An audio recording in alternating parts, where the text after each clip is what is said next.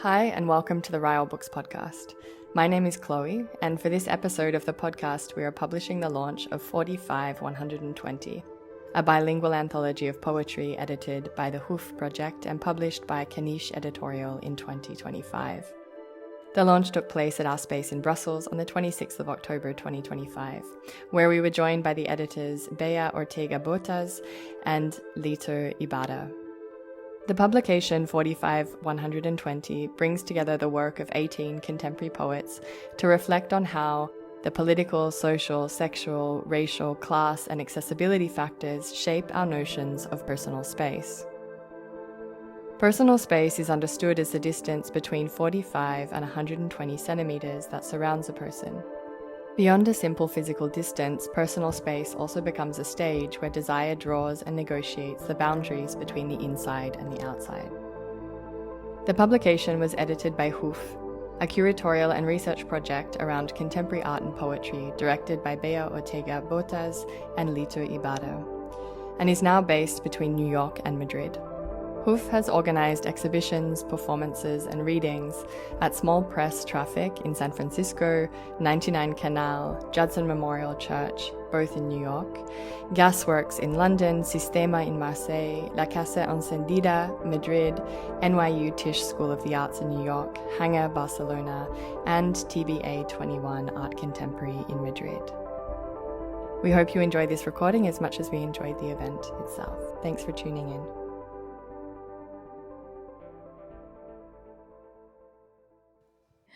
Hi, hello everyone. Thank you so much for being here with us today, and thank you so much to Sven, to Ross, to Chloe, to everyone behind Ryle for helping us organize this evening. We are Leto and Bea, and together we run Hoof, which is an art and poetry project currently based between Madrid and New York. We are incredibly excited to finally present 45 120, which I didn't even get a copy of it. I've just seen it. This is the first place where we are presenting this anthology. It's a bilingual poetry anthology that we've been working on for more than 3 years, I think. So it's been a long journey, and I'm really, really happy. The project began with an invitation by the publisher Caniche from the north of Spain, and they just told us to gather writers that we liked, authors that we were reading at that moment. And truth is that that's how the project began, in a very organic way, domestic way, because Leto and I, we are partners as well. So we started like researching authors, reading them together, listening to their poetry, and that's how the collection came to be.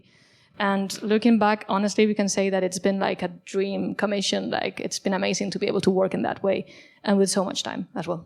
But of course, this kind of working process also entails certain limitations. For instance, there's a temporal one, a geographic one, and a linguistic one, because we've only included poets that write in English and Spanish. And they're all translated for the first time, either from English to Spanish or to Spanish from English. And perhaps before I let you speak a bit more, Leto, it's worth making a small aside to explain a little bit more about Hoof. The project we run moves very freely, and I always underline this. We move very freely between poetry and contemporary art. And actually, many of the poets included in the collection are also artists. Hoof has taken the form of a physical space in Madrid that we run it for more than a year, I think, where we organized exhibitions. You've been there, Castillo. Exhibitions, we've organized performances there, readings, but then we became spaceless, and now we're collaborating with different projects and institutions. And we also have our own collaborative artistic practice as a duo. But it's true that in everything that we do, poetry plays a fundamental role. Sometimes an entire project has emerged from a poem that we've read, or I would say that it's more that like our curatorial approach to Hoof isn't so much driven sometimes by a very strict curatorial conceptual frame, but it has more to do with a sensibility. And we find that sensibility through poetry. So that's the way we usually work and think. And actually there is an artist and linguist, Manuel Arturo Abreu, who explains this idea of transferability in relation to language. So this is something they take from Chomsky, and it's this idea of language as a tool that enables to transfer like a sensorial experience into meaning. So in this transfer, you gain something like the capacity to communicate, but you also lose something. these sensorial experiences inevitably reduce. And we like to think of poetry as allowing us to drag more of that initial sensorial experience and the emotion of the moment into language. So going back to the anthology, I'm just going to read the full list of participants, and it is as follows. Samuel Ace, Justin Chin, Kyle Dakuyan, Rhea Dillon, Tracy Fuad, Elijah Jackson, Taylor Johnson, Nadia Marcus, Park MacArthur, Nat Raja, Joan Retalak, Trish Sala, Juan de Salas, Maria Salgado, Asoto Saint, Sidar Saigo, San de Henry Smith, Nayare Soledad, and Perla Zúñiga. And well, the thing is that I'm afraid that none of these 18 poets is today with us. So yeah, we were thinking the best thing to do is to briefly tell you why this question of space became so relevant in the book, and then share some materials from the book and from our own personal archive of poetry and sound. The title 45-120 refers to personal space, which is defined as the distance between 45 and 120 centimeters that surrounds a person. And as we selected and gathered the poems, we tried to think of the multiple ways in which this intimate and sort of unmeasurable measurement could be used as a starting point to challenge its apparent rigidity and explore how political, social, sexual, racial, class, and accessibility factors shape it. So beyond a simple physical distance, personal space also becomes a stage where desire and emotions draw and negotiate the boundaries between the inside and the outside, what touches and affects us, and what we keep at a distance. So also this title can be seen like a kind of an excuse to think about the way we move through a city, a landscape, a memory, a world. So let me wait and orient myself. Yeah, so as Leto explained, we see a connection between poetry and emotion, right? This capacity to bring more emotion into language, into everything that we do. And actually at Hoof, we don't really believe that a curatorial or an editorial voice needs to be distant, cold, institutional, or emotionless. Quite on the contrary, when we curate or when we edit stuff, we think that also has a mood. That also has a mood, that curating also has a temperament, that curating also has good and bad days. And definitely you caught us today in a very delicate and emotional moment, and we want to bring that particularity here this evening. So I'm gonna share something very intimate now, but since we are a small group, I think it makes sense. So a few days ago, a very, very dear friend passed away. His name was Pedro Herrero Ferran, and he was a brilliant artist, and his last works showed a very, very precise attention to space and to literature, also to code understood as a specific kind of language, and to how spaces become inhabited but also charged through emotion. So we've printed a few of his works for you to see. You can pass them around. You can see there his hacked reproductions of the floor plans of international airplanes that he just stole from the internet. International airports, that he basically stole from the internet, and he varied in very subtle ways. And you can also see his works with the models of airplanes and airplane carcasses and the marks that they keep accumulating.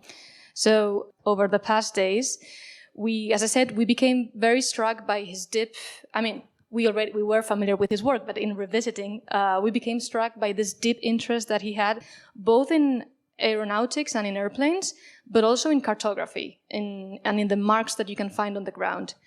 And as we were rereading the poems in preparation for the presentation of the anthology here, we couldn't help but see or notice that same tension between air and between ground running through many of the poems that were included in the anthology.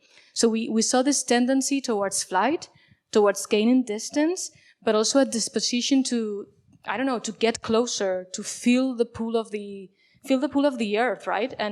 And engage also with the violences that try to regulate and fixate land, for instance. So yeah, those two things through the work of Pedro, we kept thinking of those two things in the poems too.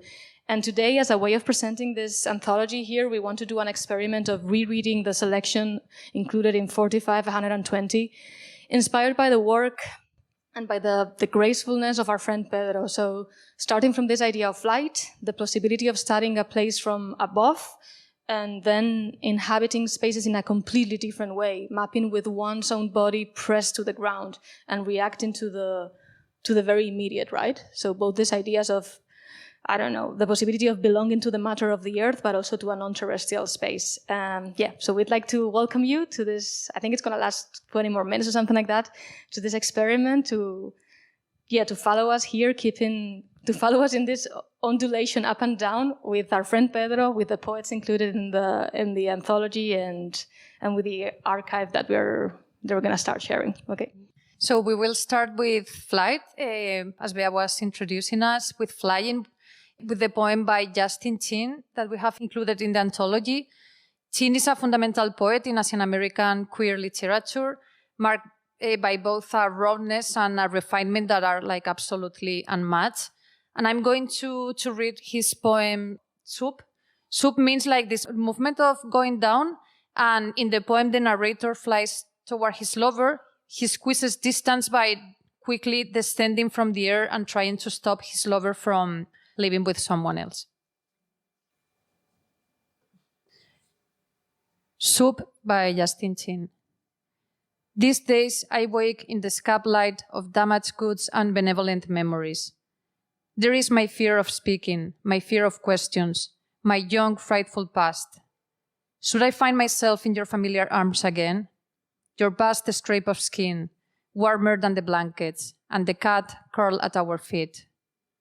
You explain how you need to leave one leg sticking out of the covers to keep your body temperature comfortable. And I realize how might my body get accustomed to sleeping one more night, knowing your heavy limb may never cross across my bed. In the same flash of late-night television, insomnia, and askew view of rhythms in which I discover the utter pleasure of falling upward into the clasp of your breath and the warmth contained in your sleeping body. I wake to errant light, realizing that you are 350 miles to Los Angeles, on your way to another lover. I cannot revise all that has transpired, even though I want to swoop in at the 100-mile point to tell you. My tongue memorizes the path to the soft spot, the hollow in your neck that nudges me back when you taste the tips of my fingers. At the 200 milestone, I dive into croon. I have cultivated the shadows of my body, of my life, into tough spots where you may sleep. Okay, we'll continue with an excerpt of another poem in the book by our dear friend, who was also an artist, a DJ, and a poet, Perla Zúñiga. And the poem recalls how, after having surgery for, I think it was her second surgery for a tumor, she finds herself in a hospital room full of pain and sort of in the middle of dreamlike and pornographic visions. And towards the end of the poem, she finally wakes up and she realizes that she's in the intensive, I don't know the word in English, intensive care unit. Yeah. Very sick and with a very bad diagnosis. And she ends her poem like sort of pleading for the nightmare, but also for the illness to end and wishing to fly to the moon and to get high there. So I'm going to read it. Perla Zúñiga, oh, here we go again. The first time I woke up in the ICU, it was New Year's Eve, and 3 elves dressed like Santa tried to sneak into my room through a hole in the ceiling. A perfect circle drawn with a 1-meter compass, saw marks on plasterboard, the edge of a razor blade. It seems like I can still see their faces. At that moment, there was no other reality than that one. Santa's 3 helpers are trying to come into the hospital room on the last day of the year to wake up a sleeping beauty from her 5-day-long induced sleep. As they mocked me, they started running a train, as if they were butt-fucking each other, as if their cocks were attracting other cocks according to some unknown universal law, the way the heteros in my high school class used to. They noticed my presence and started humping the first desk that they saw and pretending to pleasure each other with violent penetration derived from the mediocre porn that we were all addicted to. In those assaults, there was an intrinsic desire to be seen by 2 future transvestites dressed in baby blue skinny jeans, those really tight ones from H&M that make your ass look like a capital W woman. Their masculinity allowed them to do and undo, because no one would doubt that those little bitches actually liked a dick in their ass. Masculinity is the best disguise and also the most difficult to perform. They stick their tongues out and laugh at me. They're still in that circle making obscene gestures like they're sucking dick now. So I press the alarm. The nurse comes and I tell her what's going on. There's silence again. She turns on the lights to show me there's nothing there. Nothing at all. Fairy dust. She goes away and I hear my mom crying in the hall. Then the weight and burden again, and I press the bell again, and the light turns on again, and the double-edged blade, and the truth, and the images, and the witch's fountain, and the little bitches, and me. I can't take any more, not any more. I want to disappear, to be sheltered by my reaps, smoke crack, go to the moon, see my grandpa, fuck Peter Pan, eat alive, and shit a tumor. We are going to play you an audio piece by British playwright Neil Bartlett. The story he tells is set in 1974. Neil, a young man at the time, meets John in the bathrooms of Waterloo Station in London, and John invites him to come to his house the next day. Neil follows the direction to his home. This is a house that is located like very close to Heathrow Airport. And one of the things the young man remembers most vividly while being in bed with his lover is the deafening sound of the airplanes. The first part of our lovemaking, I remember, happened in complete silence. But later on, I think after about 40 minutes, I can hear my 15-year-old self starting to make a lot of noise. I make sounds that I don't think I've ever made before, and they bewilder me. They arrive in the room without my even being sure that it's my throat that's making them, and I think I probably flounder a bit at this point and maybe even call out for help. When this happens, John doesn't stop. He's using his mouth on me now, and he's doing it better than anybody ever has before. Somewhere low down inside me, I am beginning to feel sensations that are too large to stay put. I can feel them getting impatient. They need to be acknowledged somehow. And as my back starts to arch, I realize these feelings or sounds of mine must be rather like those planes that John says are always lining up over his house, except these planes aren't high, they're deep. I start to pant, and then, I suppose, I start to sing. John still doesn't stop doing what he's doing, but with his spare hand, he does reach up and lightly brush 2 fingers across my opening mouth. Those fingers slip inside me, and he hooks them against my lower teeth, and I understand.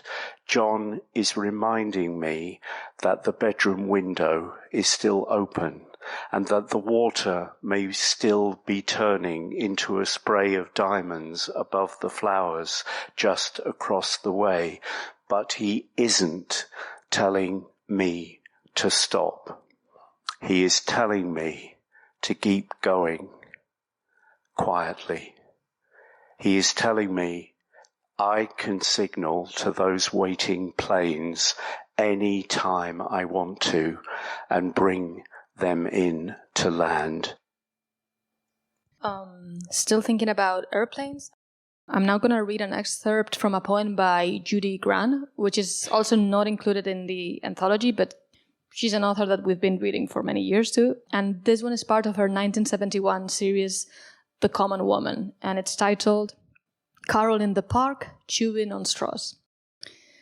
It's an excerpt as well. On weekends, she dreams of becoming a tree that dreams it is ground up and sent to the paper factory, where it lies helpless in sheets, until it dreams of becoming a paper airplane and rises on its own current, where it turns into a bird, a great coasting bird that dreams of becoming more free, even freer than that. A feather, finally, or a piece of fur with lightning in it. She has taken a woman lover, whatever can we say? She walks around all day quietly. but underneath it, she's electric. Angry energy inside a passive form. The common woman is as common as thunderstorm.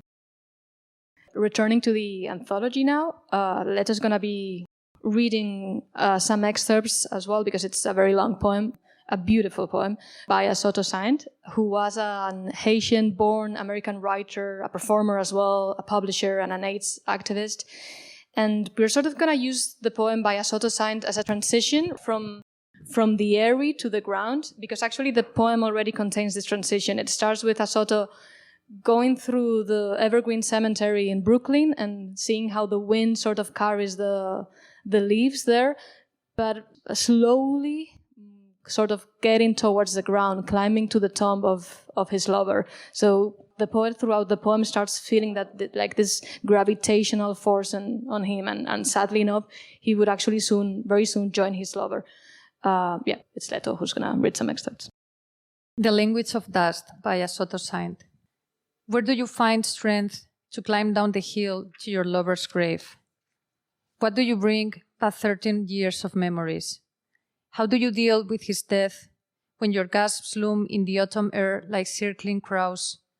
Spasms rock your body like squirrels shake the scarlet oak and purple dugwood branches, while through the buzz of a helicopter, the roar of an elevated train, the firecracker thunder of a Buddhist service, one can still hear your sobs.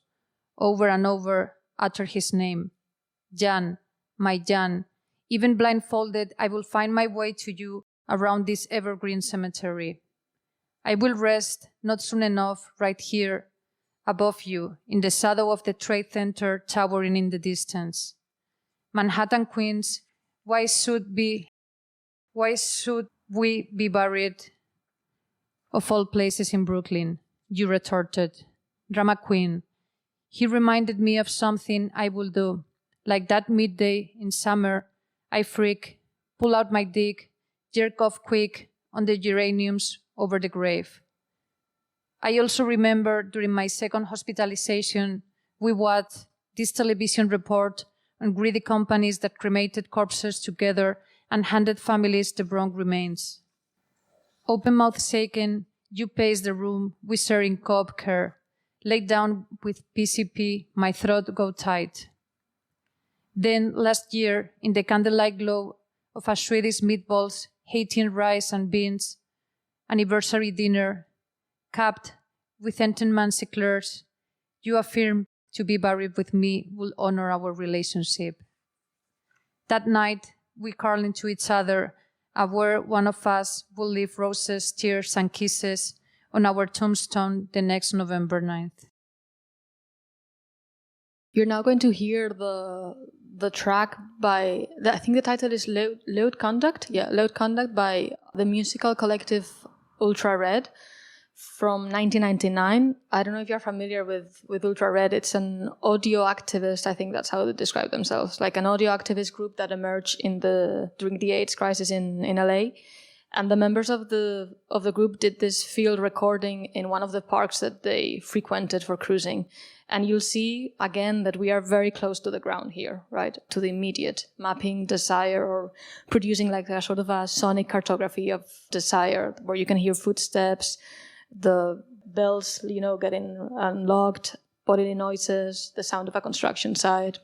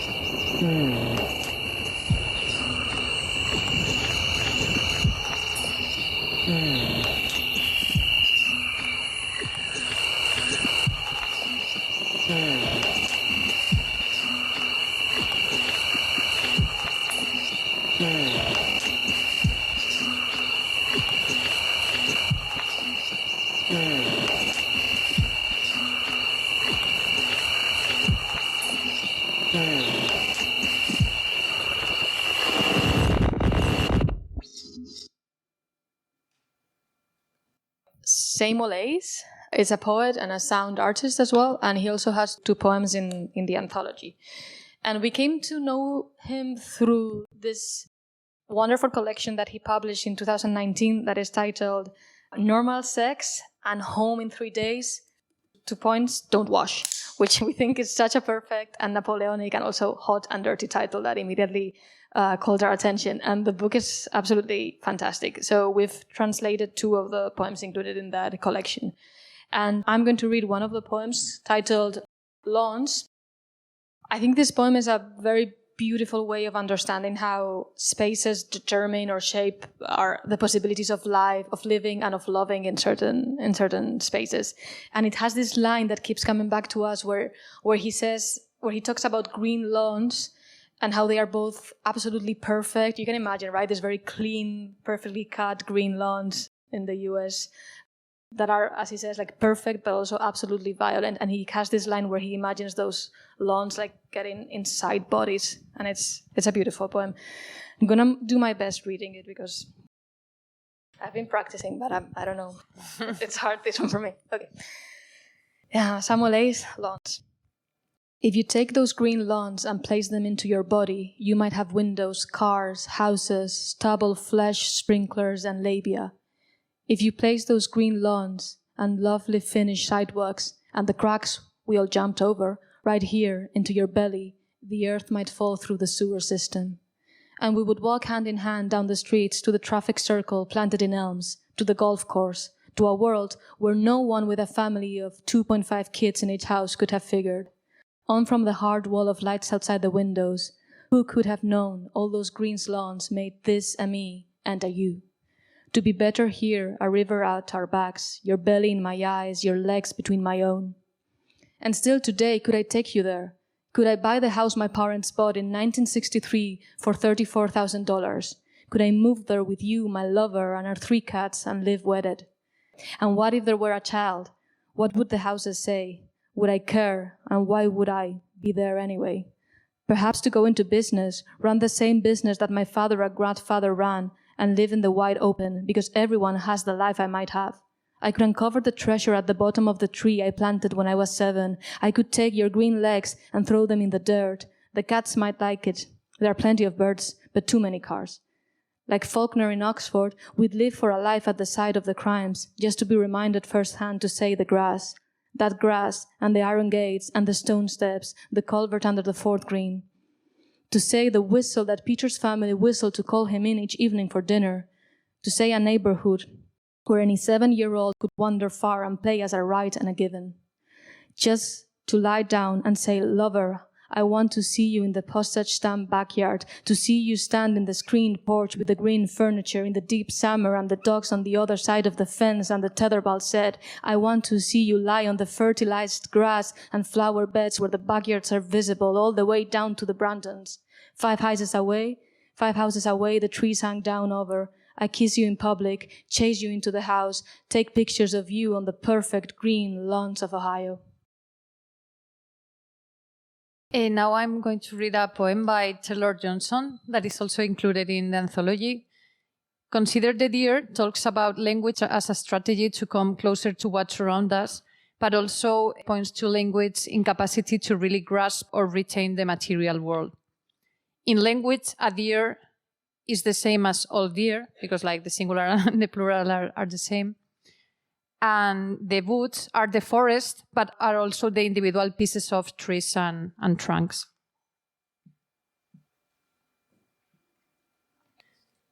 Consider the Deer by Taylor Johnson. Consider the deer who, when I say deer, doesn't know whether or not I mean a single one.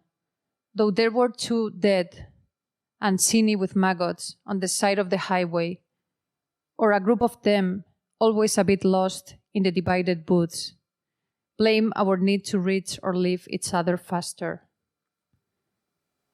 Consider the deer that I saw dead on the shoulder, midday, mid-autumn, whose neck in post-rigor mortis, pining broke itself again so that the head could face the woods setting itself alight.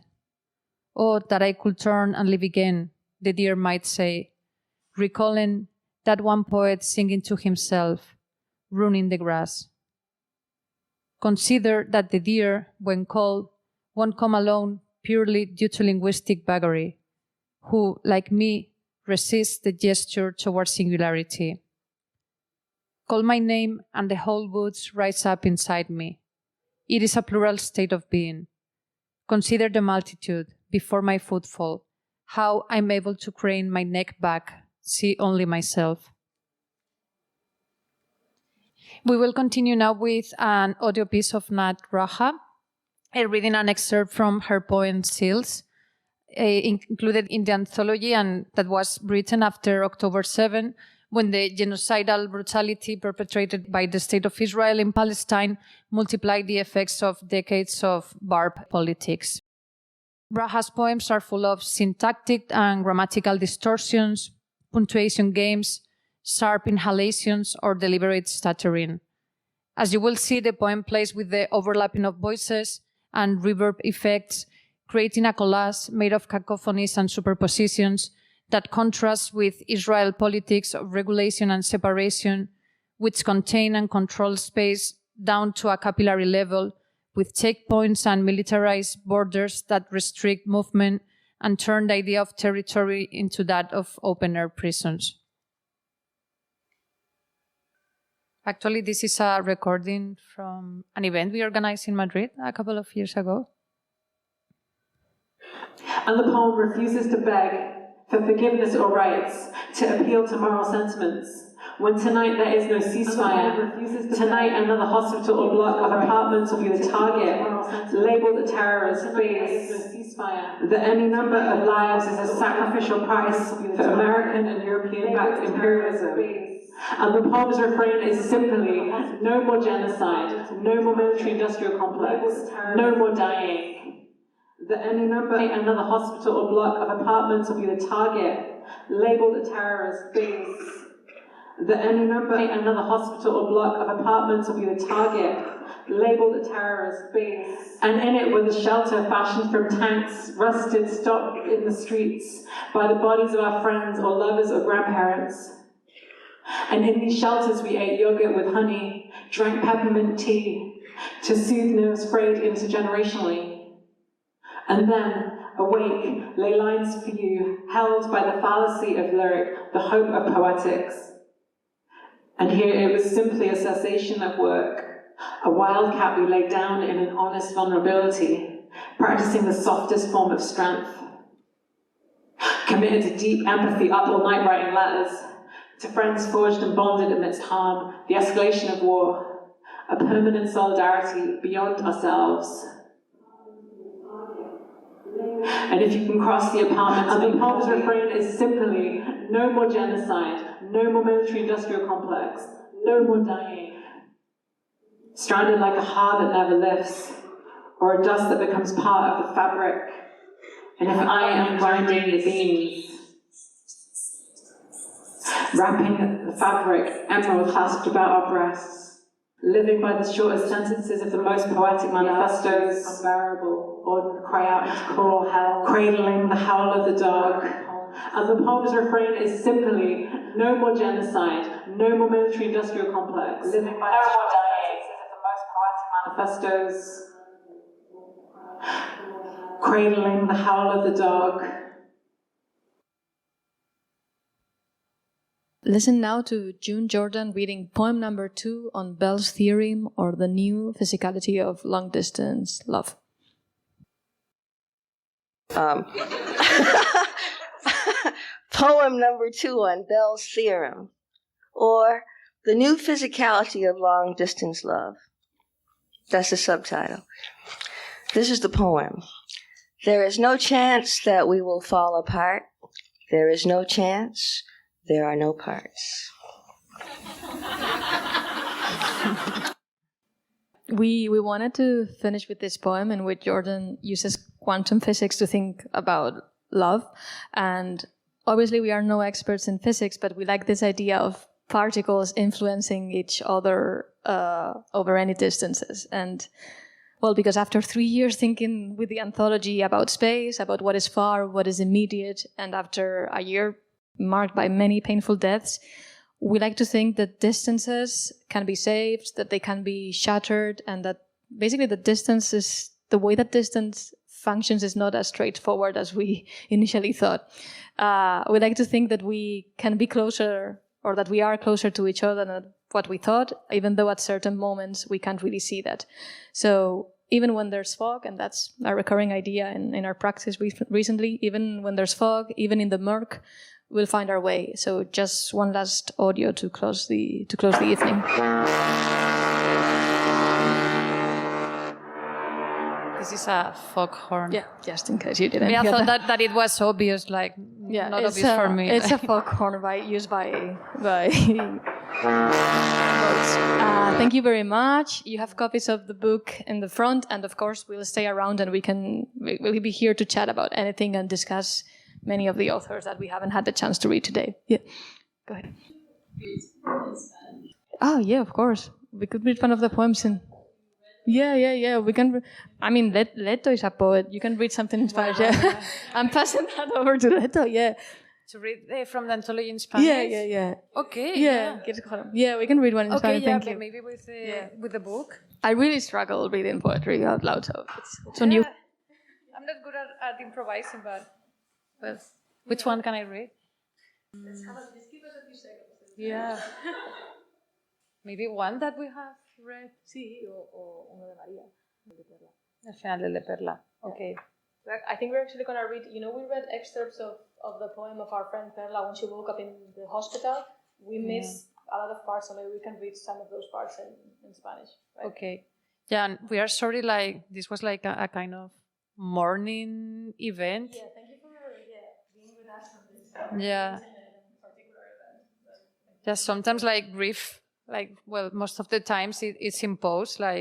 In a year we have lost two of our best friends, and yeah, so they keep coming back. La primera vez que desperté en la UCI era fin de año y 3 duendes disfrazados de Papá Noel se intentaron colar en mi habitación haciendo un agujero en el techo. Circunferencia perfecta trazada por un compás de 1 metro. Marca de sierra sobre pladur, el filo de una cuchilla. Es como si pudiese volver a ver sus caras. En el momento no existía otra realidad más que esa. 3 pajes de Papá Noel intentando entrar en la habitación de un hospital, el último día del año, para despertar a la bella durmiente que llevaba 5 días inducida al sueño.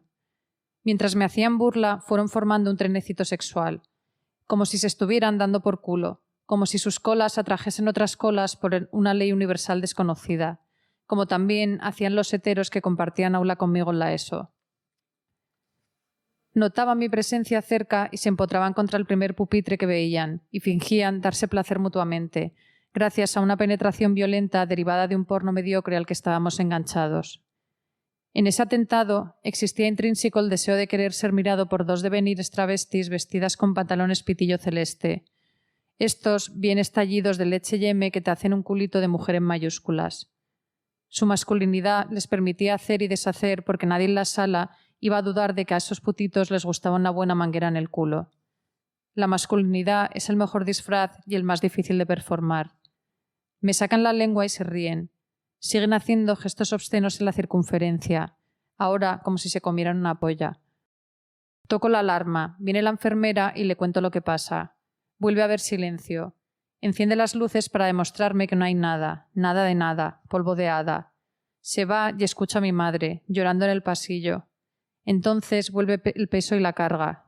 Y vuelvo a tocar el timbre, y vuelve la luz, y la hoja de doble filo, y la verdad, y las imágenes, y la fuente de la bruja, y los putitos, y yo no puedo más, ya no más.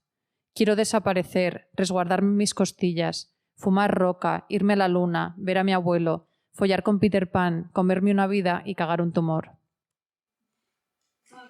Thank you so much. Thank you.